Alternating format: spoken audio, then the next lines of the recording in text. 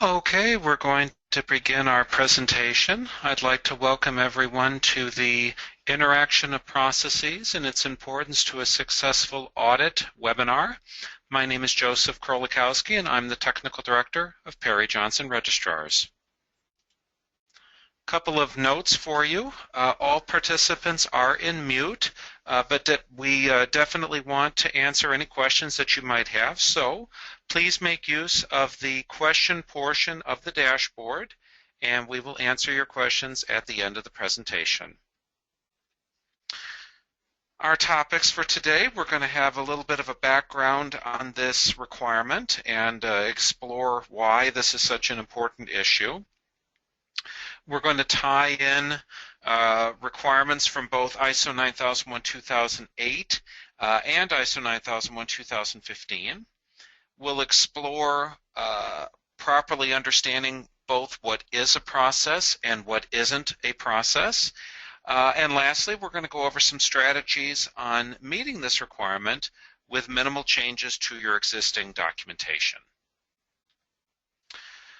Okay. Going back to 2014, PJR, as I'm sure many of you are aware, we are accredited, and there are a number of accreditation bodies, ANAB, UCAS, and so forth, and these parties gave us a mandate. They said that PJR was not doing enough to hold our clients accountable in terms of specifying the processes and ensuring that the specified processes were upheld in the audit process. And the specific requirement that we were held to is rooted in the 17021 standard. Now, this, of course, is the standard that we are accredited through when those accreditation bodies review our work. And the clause that pertains to this reads in part, an audit program for the full certification cycle shall be developed to clearly identify the audit activity or activities required to demonstrate that the client's management system fulfills the requirements for certification. Now, the key part of this requirement is in the words, the client's management system. We are, as a registrar, we are expected to ensure that when we audit your company, we are auditing the organization in the way that the organization presents itself. In other words, that what are your processes, what have you presented as your system, this is what we're supposed to audit, and this is what we're supposed to have reflected in the report of the audit.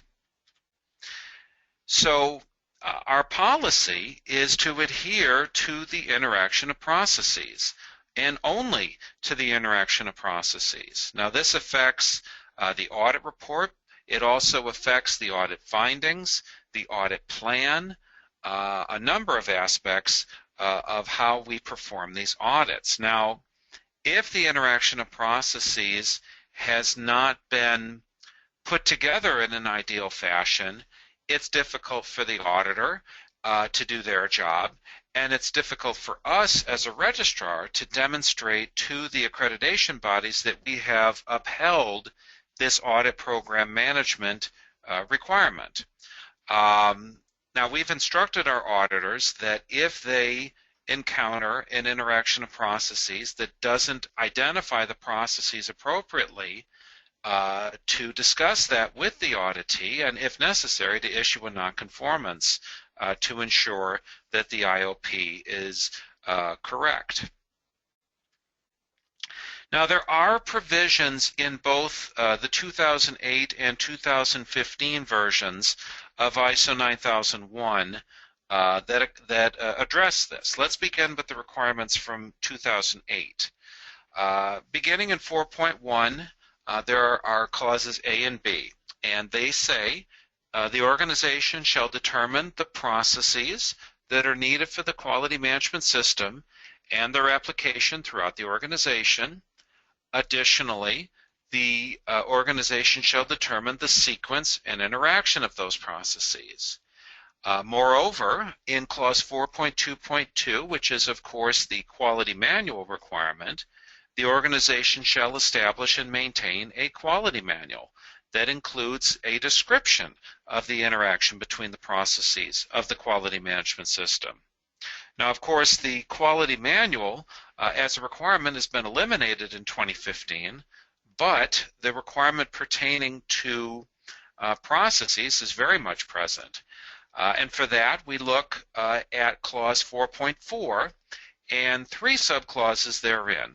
First, in 4.4.1, the organization shall determine the processes that are needed for the quality management system.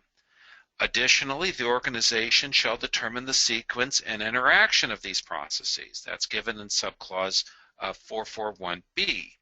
Then in 442, it says that the organization shall maintain documented information to support the operation of its processes. Now, the common interpretation of 442, among other things, is that a representation of the sequence and interaction of processes is to be maintained. So really, going between 2008 and 2015, there isn't a whole lot of difference.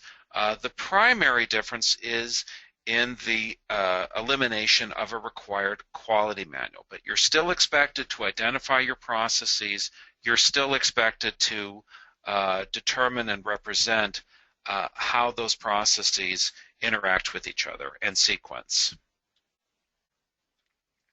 So what is a process? Well, let's begin with the definition of process as given in the ISO 9000 document. Now, 9000, of course, is the fundamentals and vocabulary document, and it's actually referenced in section 2 of the 9001 standard. And process is simply defined as a set of interrelated or interacting activities that use inputs to deliver an intended result. Now again, there's a key aspect to this definition, and that is interrelated or interacting activities, plural. This establishes a key aspect of what a process is not. It's not a single step, at least in most cases it's not a single step. It's a series of activities that are focused on a shared goal. So what might we consider a process? Well, there's obviously a number of ways that an organization can designate its processes, and this is going to vary, of course, from situation to situation, but what we've got here on this slide are some examples of what are commonly given to us as processes. We see sales often, we see marketing often, purchasing, production, and production, of course, is taken to include a number of different individual activities, but with a shared goal. The shared output in this case, of course, is a completed product that is ready to ship to the customer. Shipping, design and development, another discipline where there may be a lot of different activities ongoing, but again, a shared goal. A completed design meets all requirements. Production control, and so forth. Now, remember that the interaction of processes needs to reflect what you as the organization think your processes are. You know, you're in your companies every day. You know what your activities are. What the standard is directing you to do is to say, okay, let's identify what are the processes for our organization. What are the processes that we have? How do they interact with each other? And so if for example, your understanding is that your system is made up of 4 processes: sales, purchasing, production, support. It's absolutely acceptable for your IOP to reflect as much. If your system consists of 4 distinct processes, that is absolutely acceptable, so long as when we come in to do the audit, that is what we are also observing. Now, in terms of what is not a process, you know, when we reject an interaction of processes document, most often what we reject it for are the IOPs that present steps within a single process. For example, we might get an interaction of process that includes the following steps: create work order, issue production schedule, complete work order, package product, ship product. Now in this example, it's conceivable that all 5 of those steps are part of a single process. That's absolutely possible.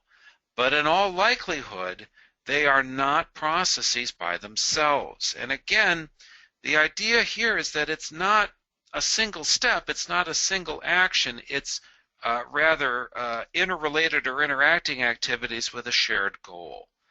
Now, an interaction of processes document that pairs these types of items as processes should result in a nonconformance being issued during the audit. And that is certainly the instruction that we have given our auditors.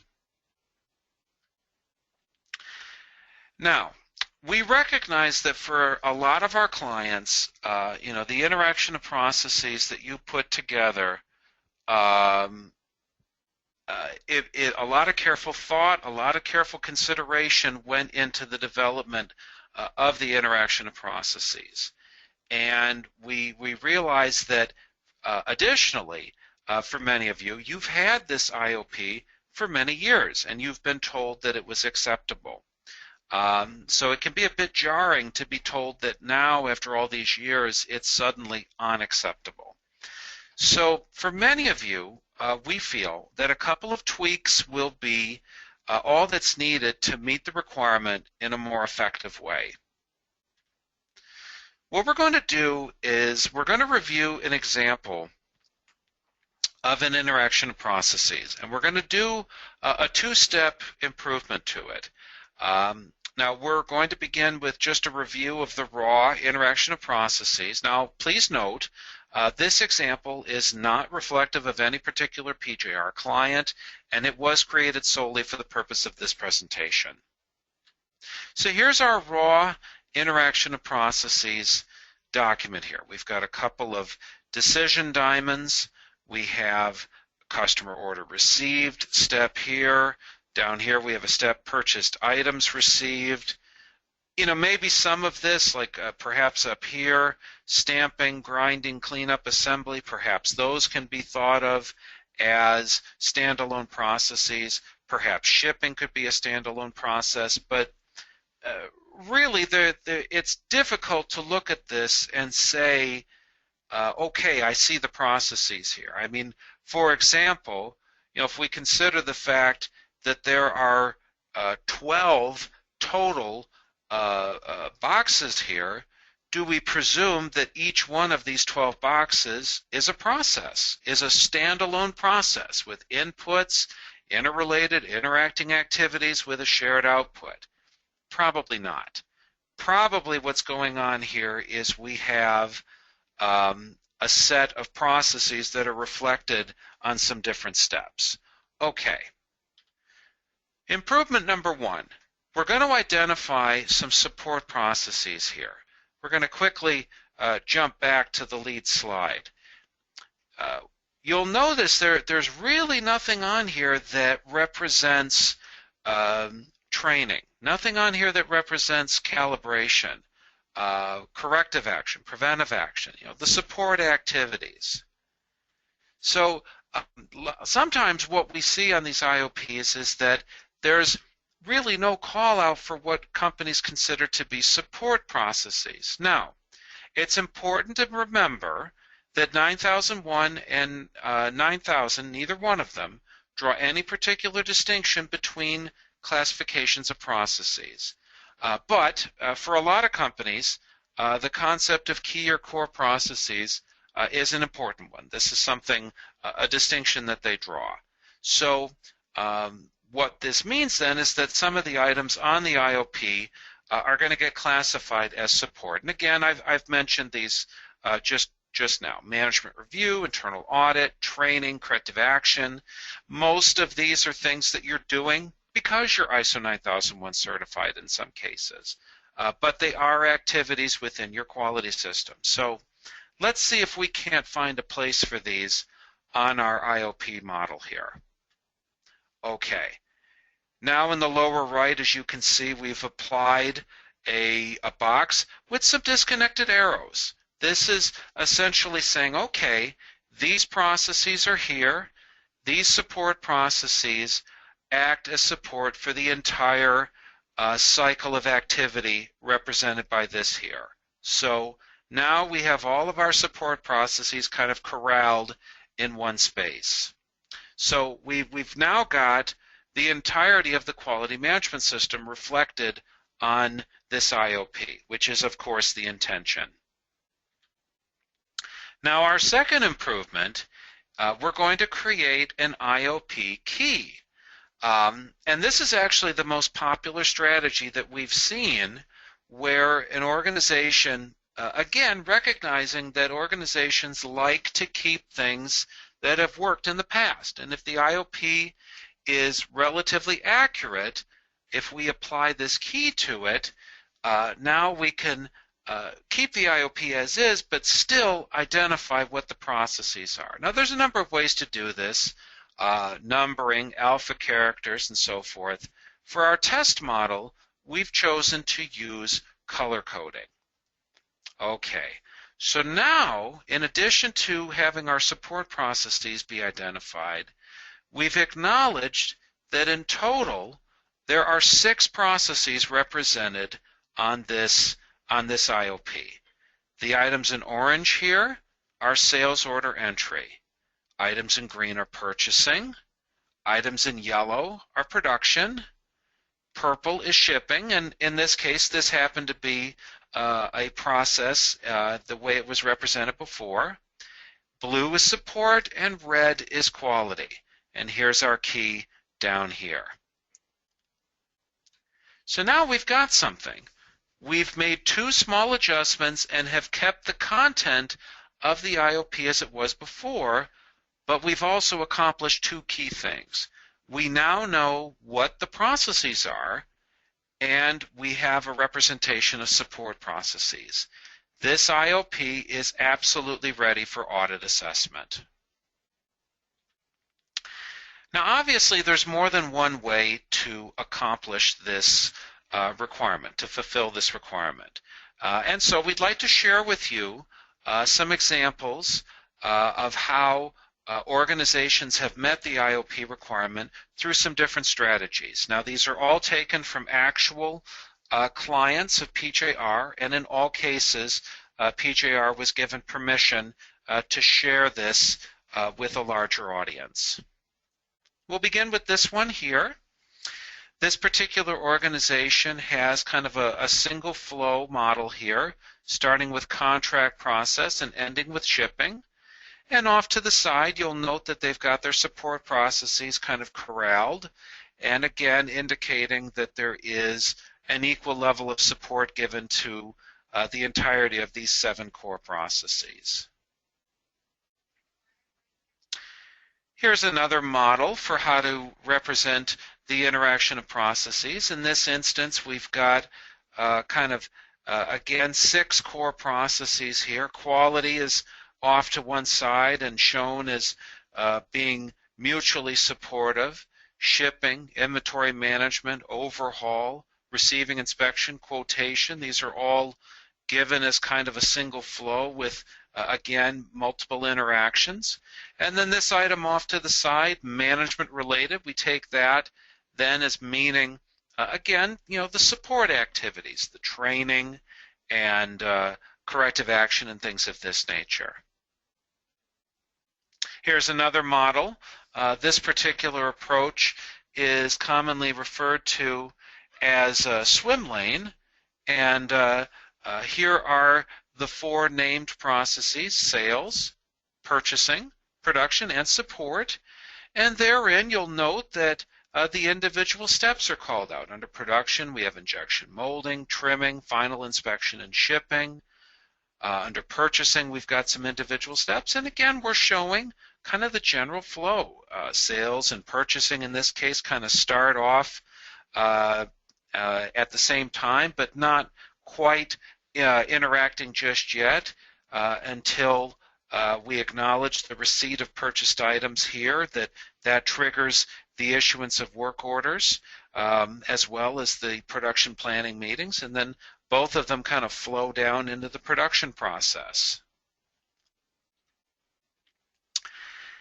This particular model uses highlighting. In this instance, we have 5 core processes called out, 2 of which are more administrative in nature. These other 3 are more production in nature. And this box tells us that everything else should be considered part of the support activity.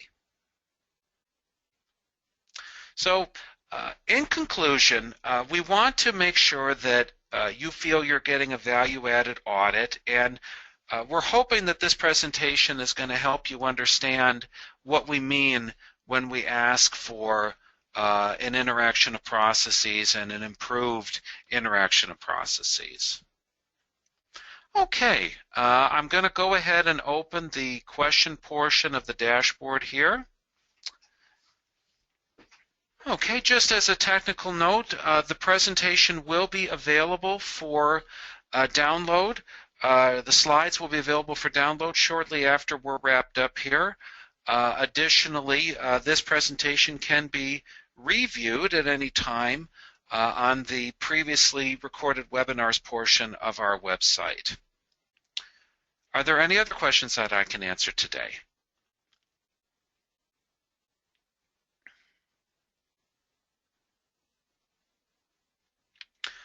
Okay, well, I'll thank all of you for your time, and I hope you have a wonderful day, and I'll see you on the next webinar. Thank you.